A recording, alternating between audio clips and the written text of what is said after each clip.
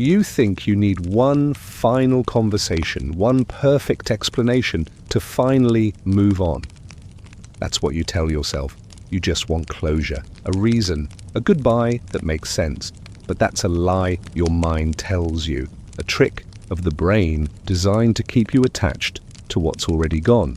The truth is far darker, far more complicated and deeply human. The desperate need for closure after a breakup is not about the other person. It's about control. It's about your brain refusing to accept that something so emotionally significant could end without meaning. The human mind is addicted to patterns. It's a machine that constantly builds narratives out of chaos. When a relationship ends abruptly or painfully, it creates a rupture in that story, a missing final chapter. The brain panics, and in that panic, it loops. You replay every text message, every fight, every goodbye, looking for the one moment that might explain why. This obsessive review is not about clarity, it's about avoiding the terror of uncertainty. Because to accept that something beautiful ended without justice, reason, or fairness is to admit that life itself is unpredictable, and that realization is unbearable for the ego. In psychology, this state is called ambiguous loss. It's a form of grief that has no closure because the object of attachment, in this case, your ex, still exists, but is emotionally inaccessible. You can't mourn them the way you would someone who died, yet you also can't reach them. Your brain remains in a suspended loop between denial and obsession. That's why you keep checking their social media, why you imagine accidental run-ins, why you rewrite conversations in your head. You're not trying to win them back, you're trying to win back your sense of coherence, the feeling that life makes sense again. But here's the trap. Every time you chase answers, every time you search for the perfect ending, you reinforce the neural circuit of longing. You feed the very pattern that's keeping you stuck. The mind confuses rumination for resolution.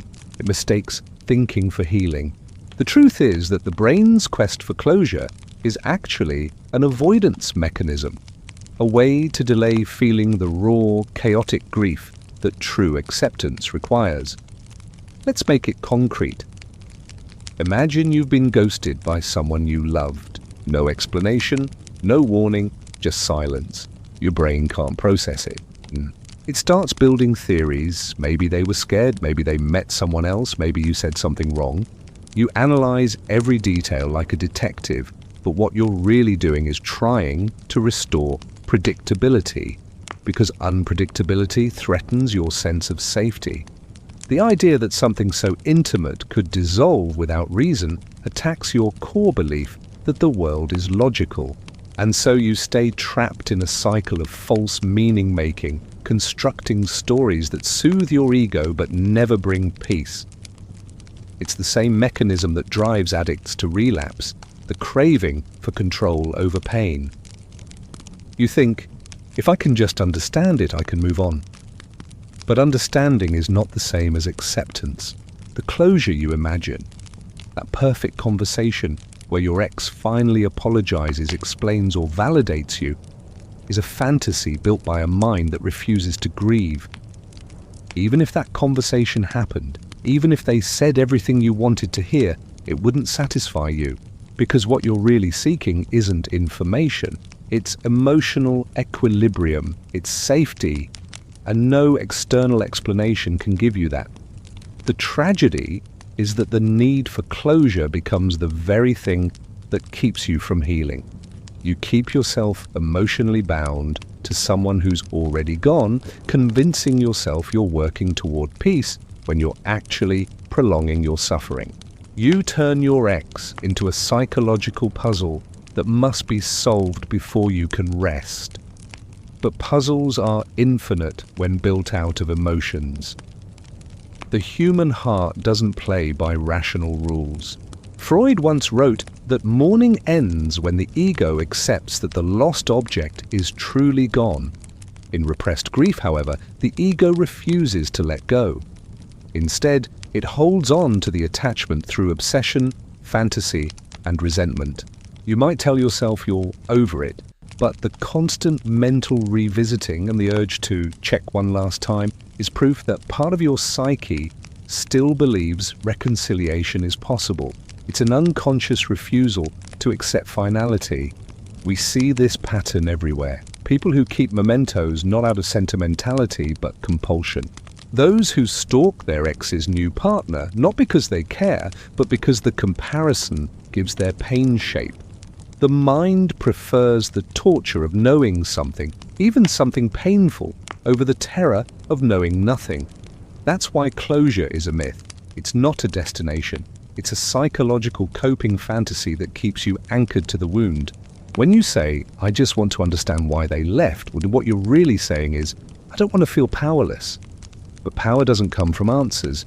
It comes from letting go of the illusion that the past can be rewritten. True closure isn't granted by the person who left, it's created by the person who stays and chooses to live. The reason you cannot find it outside yourself is because closure is not intellectual. It is emotional. It's the moment you stop bargaining with reality. Let's look deeper into what happens neurologically. During a breakup, the brain experiences withdrawal, similar to addiction. Dopamine pathways that were once activated by your partner's attention now goes silent. The brain, starved for reward, seeks to restore the lost pattern through rumination. Replaying memories, seeking contact, trying to resurrect the old rhythm. The search for closure is a neurochemical addiction to the old bond. That's why you keep reopening the wound, because each glimpse of them, even in memory, gives you a small hit of dopamine, tricking you into believing you're getting closer to peace. But in reality, you're just strengthening the dependency. There's also a moral dimension to this need. When love ends, the ego interprets it as a failure, so it demands a narrative that absolves it, a story where you were wronged, misunderstood, or betrayed. That's why so many people cling to anger after breakups. Anger is easier than grief. It gives the illusion of moral superiority, of control. But it's still attachment in disguise. The mind would rather hold on through hatred than face the emptiness of true detachment. So what does healing actually look like? It begins when you stop demanding the world to make emotional sense. When you accept that not every wound will have a reason, not every goodbye will come with words, not every story will have a satisfying ending. It's in that radical acceptance, the surrender to ambiguity, that the real transformation begins. Because closure was never about them.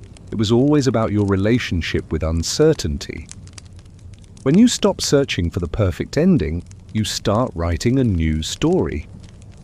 One that's not built on control, but on acceptance. One that doesn't demand understanding to feel peace. You stop being the victim of your unfinished story and become the author of what comes next. And that is the hardest, most liberating truth about the psychology of closure. The only way to get it is to stop needing it. If this spoke to you, if you have ever found yourself caught in that endless loop of replaying and reanalyzing, remember this. Healing begins the moment you stop chasing answers and start feeling the silence. Make sure to like, comment, and subscribe to The Fictionist for more stories that uncover the deep psychology behind human emotion and the illusions that shape our lives. You tell yourself you just need closure. That one final talk, that perfect explanation. But deep down, it isn't about the other person. It's about what you don't want to face within yourself. The mind convinces you that peace will come from outside, from the ex who hurt you, from the apology you never got, because that fantasy lets you avoid the truth that real healing demands something internal. It demands stillness, grief, and the courage to sit with pain that has no narrative resolution.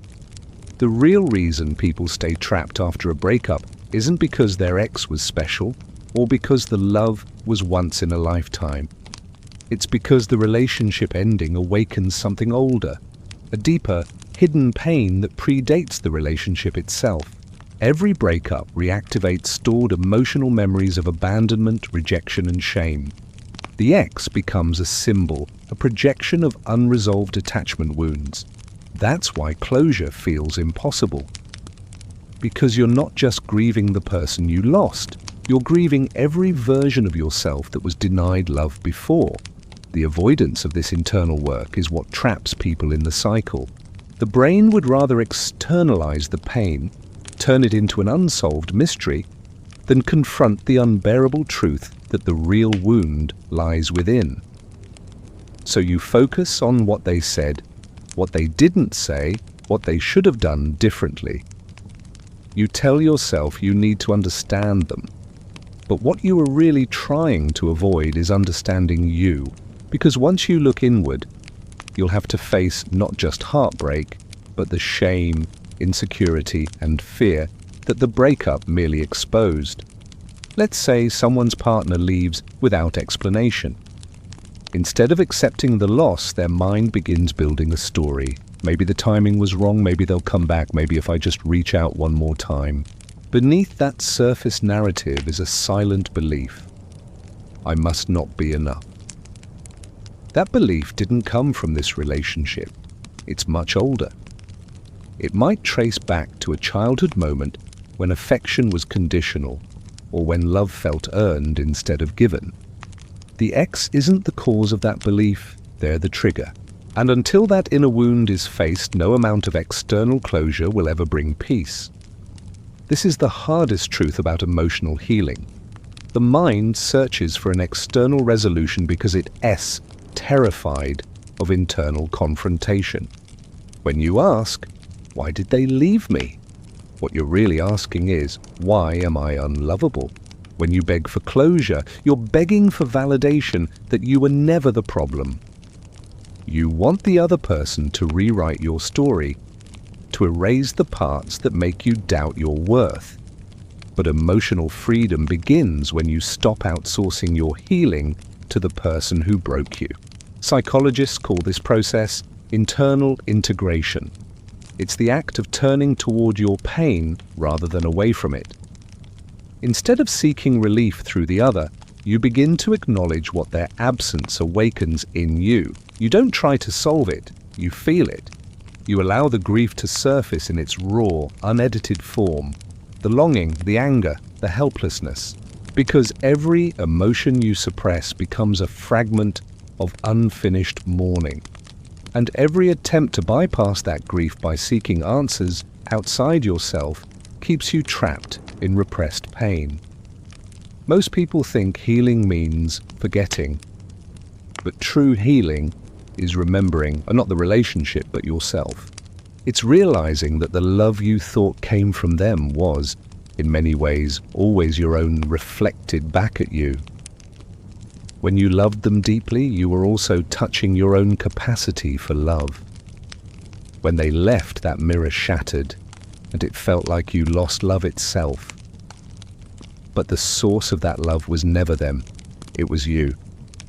The internal work of acceptance means reclaiming that love as your own. Acceptance is not resignation, it's not pretending the pain doesn't exist. It's the conscious act of saying, this happened, it hurt, it mattered, and I choose to live anyway. It is understanding that closure doesn't arrive as a feeling of peace, but as a decision to stop negotiating with what's already over. You don't wait for the pain to fade, you learn to coexist with it without letting it define you. That's the essence of psychological maturity, tolerating ambiguity, living without answers, and still choosing to move forward. When you finally stop asking for explanations, you begin to see the subtle ways your mind tried to protect you from grief. You notice how you rationalize their behavior to keep hope alive. You recognize how your need for control masked your fear of loss. You see that your obsession with why was really a refusal to feel. And in that recognition, something shifts. The energy once spent chasing closure turns inward into reflection, expression, and rebuilding. Think of someone standing before the ruins of their old life. They want to understand why it fell apart, but no amount of thinking will rebuild it. At some point, the mind must surrender to the body, to the tears, the fatigue, the aching emptiness, because grief doesn't leave through logic, it leaves through embodiment. When you cry, when you tremble, when you let your guard drop, that as the nervous system releasing the frozen trauma that analysis can to reach, that's when the real healing begins. It's in these moments that you discover closure was never something another person could grant. It's an internal shift from resistance to acceptance, from denial to integration. The pain doesn't vanish, but it changes texture. It becomes information rather than imprisonment. You start to see the breakup not as a cruel ending, but as a mirror that revealed what was unhealed within you. And that insight is the birth of emotional freedom. Acceptance is also an act of reclaiming authorship. When you depend on your ex for closure, you give them control over your story. You let them define the meaning of what happened. But when you accept that they may never explain, never apologize, never come back, you reclaim your power. You decide what the story means. You no longer play the role of the abandoned, but of the survivor, the narrator, the one who continues. That's what it means to reclaim your narrative power. Not rewriting the past, but choosing how to carry it. You might think this sounds abstract, but it's deeply practical. Acceptance starts small, with moments. The moment you resist texting them. The moment you stop checking their profile. The moment you let yourself cry instead of analyzing. Each moment is an act of reclaiming your energy from the past. Because healing isn't one grand decision, it's thousands of small ones, each one saying, I will face this within myself. There's a paradox here. The more you resist the pain, the more it controls you. The moment you let it exist, without labeling, without judgment, it begins to lose its grip. Because pain's power lies in your refusal to feel it. Once you turn toward it with awareness, it stops being an enemy and becomes a teacher. That's what mindfulness truly means in the context of heartbreak. Not detachment, but presence. Staying with what hurts until it transforms. And slowly you notice that the obsession fades, the questions quiet down, the need for closure dissolves, not because you found answers, but because you stopped needing them. You made peace with the unknown. You accepted that love, like life, is impermanent, and that its end doesn't diminish its worth. That's the real closure. So if you find yourself waiting for them to explain, for them to understand, for them to make it right, stop. Not because they don't owe you that clarity, but because you no longer owe your pain to their absence. Your healing is your responsibility now, and the sooner you take it back, the sooner you'll realize that the ending was never about loss. It was about initiation. This is the work of acceptance, not neat, not easy, but honest. The work that begins when you stop asking, why did they do this to me, and start asking, what is this teaching me about myself? And that is the quiet revolution of letting go, not the erasure of the past, but the full ownership of your present. Make sure to like, comment, and subscribe to The Fictionist for more stories that dive into the hidden architecture of the human mind, where endings are never final and every heartbreak hides a lesson waiting to be seen.